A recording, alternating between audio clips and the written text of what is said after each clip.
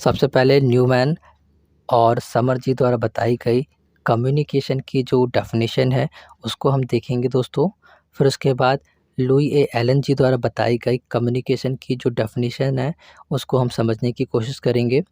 और फिर उसके बाद हम एम डब्ल्यू कनिंग जी द्वारा बताई गई, फिर रॉबर्ट एंडरसन जी, फिर सी जी ब्राउन जी, फिर उसके बाद हम मर्फी हिल्डेब्रेंड और जो टॉमस जी हैं इनके द्वारा बताई गई जो कम्युनिकेशन की डेफिनेशन है उसको हम समझने की कोशिश करेंगे। तो दोस्तों आज की वीडियो में हम डेफिनेशंस देखेंगे कम्युनिकेशन की जो कि डिफरेंट स्कॉलर्स के द्वारा बताई गई हैं। तो different scholars have defined communication in different terms. जो डिफरेंट स्कॉलर्स हैं, विद्वान हैं, उन्होंने कम्युनिकेशन को डिफरेंट शब्दों में परिभाषित किया है।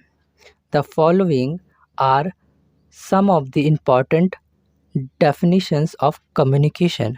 यानी नीचे जो बताई जा रही हैं ये कुछ इम्पॉर्टेंट महत्वपूर्ण परिभाषाएं हैं। According to William Newman and Charles Summer. तो जो हमारे न्यूमैन और समर जी हैं इनके द्वारा बताई जा रही ये कम्युनिकेशन की जो डेफिनेशन है वो कुछ इस प्रकार है।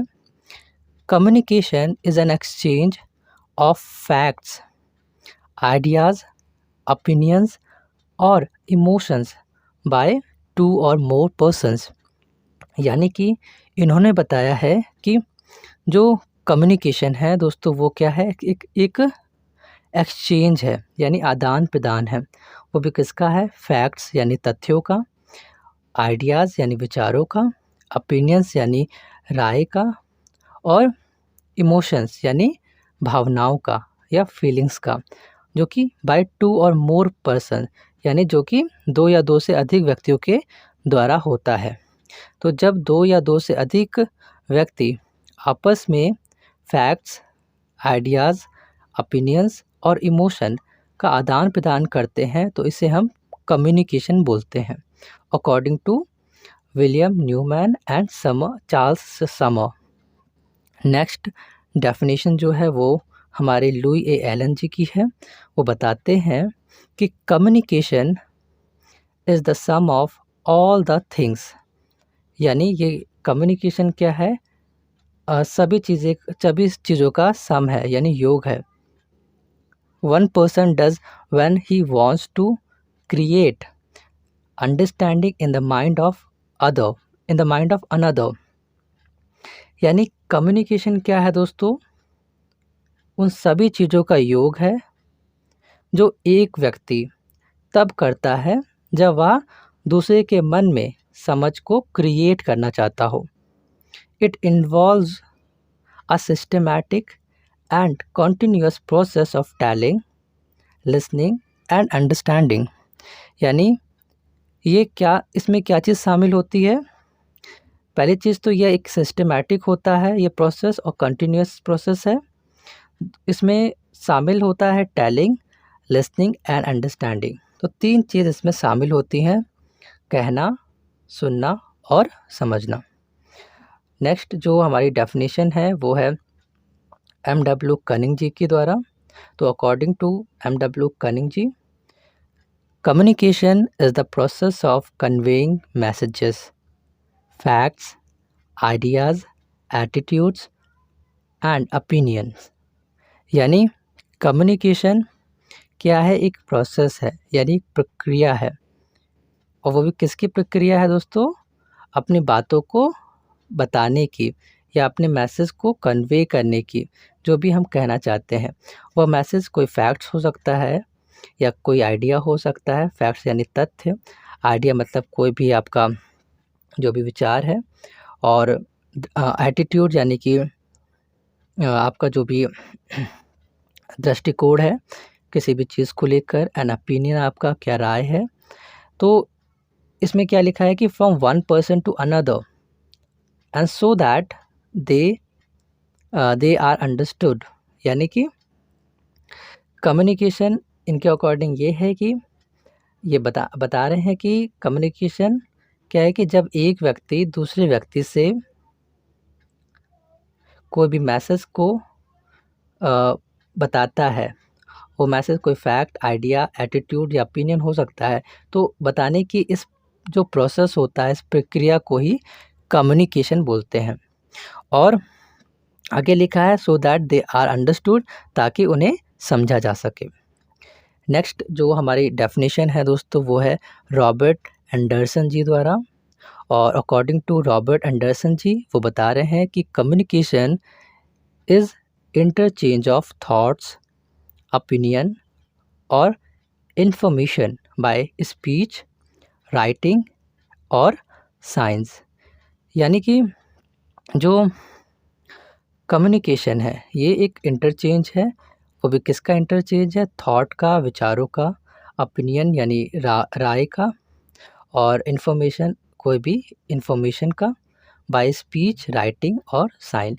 यानी कि कम्युनिकेशन में हम आदान प्रदान करते हैं अपने थॉट, ओपिनियन और कोई भी इंफॉर्मेशन का। और कैसे करते हैं? बाय स्पीच यानी बोलकर, राइटिंग यानी लिखकर, एंड साइंस यानी किसी भी चिन्हों या संकेतों के माध्यम से।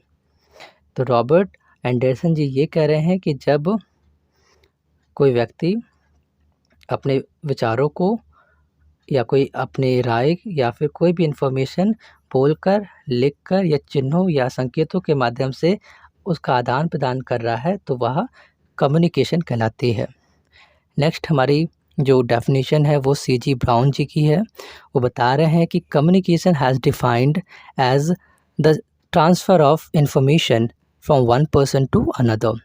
यानी वो कह रहे हैं कि कम्युनिकेशन जो है जब कोई एक व्यक्ति दूसरे व्यक्ति से किसी भी इंफॉर्मेशन को ट्रांसफ़र करता है यानी आदान प्रदान करता है या शेयर करता है, तो कम्युनिकेशन को इंफॉर्मेशन का ट्रांसफ़र करने के रूप में डिफ़ाइन यानी परिभाषित किया गया है। वेदर और नॉट इट इलिसिट्स कॉन्फिडेंस, यानी चाहे वह जो कॉन्फिडेंस है उसको प्राप्त करता हो या नहीं करता हो। But the information transferred must be understandable to the receiver. लेकिन जो इन्फॉर्मेशन है या जो जानकारी है जो जानकारी ट्रांसफ़र की जा रही है या की गई है वो मस्ट बी अंडरस्टैंडेबल, वो समझ में आने वाली होनी चाहिए टू द रिसीवर, यानी जो प्राप्त कर रहा है उस इन्फॉर्मेशन को। यानी ये कहना चाह रहे हैं, उन्होंने कहा C.G. ब्राउन जी कह रहे हैं कि जो इन्फॉर्मेशन का आदान प्रदान होता है एक इंसान से दूसरे व्यक्ति तक, उसे हम कम्युनिकेशन कहते हैं। और इसमें जो भी इन्फॉर्मेशन हम ट्रांसफ़र कर रहे हैं वो अंडरस्टैंडेबल होनी चाहिए, यानी समझ में आने वाली होनी चाहिए। यानी जिसके साथ हम इन्फॉर्मेशन साझा कर रहे हैं या जिसको हम बता रहे हैं कोई भी इन्फॉर्मेशन, उसे समझ में आनी चाहिए, यानी रिसीवर उस बात को समझ सके।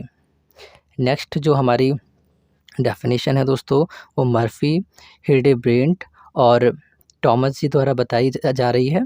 उन्होंने बताया है कि communication is a process of transmitting and receiving verbal and non verbal messages. यानी कम्युनिकेशन ये बता रहे हैं कि एक प्रोसेस है, एक प्रक्रिया है जिसमें हम किस चीज़ की प्रक्रिया है ये दोस्तों? कोई भी संदेश, कोई भी मैसेज को भेजने और उसे प्राप्त करने की। और वो मैसेज कैसा होगा? वर्बल होगा और नॉन वर्बल हो सकता है। तो वर्बल का मतलब दोस्तों होता है मौखिक, और नॉन वर्बल यानी कि गैर मौखिक। यानी कि हम जब कोई भी चीज़ बोलकर या लिख कर बताते हैं तो वो वर्बल में आ जाता है। लेकिन जब हम कभी भी अपना फेशियल एक्सप्रेशन और बॉडी लैंग्वेज या किसी बॉडी जेस्चर या पोस्चर के थ्रू हम कोई चीज़ बता रहे हैं तब वह नॉन वर्बल में आता है। यानी कभी हम इशारों के माध्यम से कोई चीज़ बताने की कोशिश कर रहे होते हैं या कोई भी इन्फॉर्मेशन शेयर करने की कोशिश कर रहे होते हैं, तब वह हमारी नॉन वर्बल में आ जाती है। तो कोई भी मैसेज जो कि वर्बल हो, नॉन वर्बल हो, उसको भेजना और उसको प्राप्त करने का जो प्रक्रिया होती है उसे हम कम्युनिकेशन बोलते हैं दोस्तों। It is considered effective when it achieves the desired response और रिएक्शन फ्रॉम द रिसीवर, यानी कि इट इज़ कंसिडर इफ़ेक्टिव। तो ये बता रहे हैं कि कम्युनिकेशन तब इफ़ेक्टिव प्रभावी मानी जाएगी जब when it achieves the desired response, यानी जब हम जो सेंडर है यानी जो मैसेज को शेयर कर रहा है उसको मनचाहा डिज़ायर्ड रिस्पॉन्स यानी मनचाहा रिस्पॉन्स मिले, वो भी किससे? रिसीवर से। यानी कि वो ये कह रहे हैं कि जब हम कोई अपनी बात बोलते हैं किसी से, तो हम जैसा चाहते हैं वो व्यक्ति अगर वैसा ही कर रहा है, या जो हम उससे कहना चाहते थे वो उस बात को उसी तरीके से समझ पा रहा है और उसी के अकॉर्डिंग एक्शन ले रहा है या रिस्पॉन्स दे रहा है हमें, या उस चीज़ को फॉलो कर रहा है, इम्प्लीमेंट कर रहा है, तब ये प्रभावी कम्युनिकेशन मानी जाएगी, इफ़ेक्टिव कम्युनिकेशन मानी जाएगी। क्योंकि इसमें क्या है कि हमें अचीव हो रहा है अपना डिज़ायर्ड रिस्पॉन्स, यानी हम जैसा चाहते थे वैसा ही सेकंड पर्सन कर रहा है, या जो हम चाहते हैं वो उस तरह का एक्शन ले रहा है। तो कम्युनिकेशन का मतलब यहाँ पर ये भी यही कहना चाह रहे हैं कि जो भी चीज़ हम कह रहे हैं वो अंडरस्टैंडेबल होना चाहिए, यानी दूसरे व्यक्ति को समझ में आना चाहिए। अगर वो समझ जाता है उस बात को तो उसी के अकॉर्डिंग वो एक्शन लेगा और आपको डिज़ायर्ड रिस्पॉन्स और रिएक्शन मिलेगा फ्रॉम द रिसीवर।